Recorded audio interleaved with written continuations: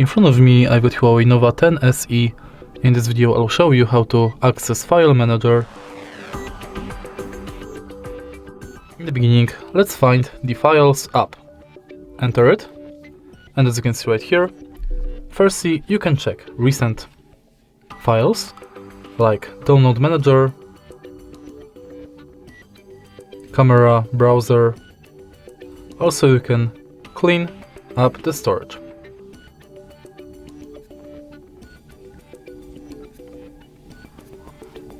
If you go to Browse, you've got access to all phone internal storage with every folder it has.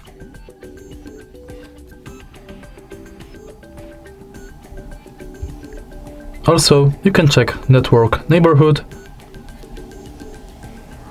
and recently deleted. Next, you can check via source your downloads or received files. If you want to search for more specific things, you can search for archives, apps, audio, documents, videos and images. In Me, you can check your favorites, manage safety, settings,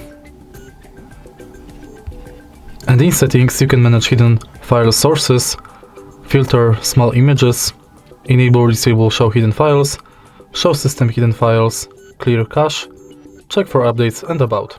And that's basically it. If you find this video helpful, please leave a like, comment and subscribe.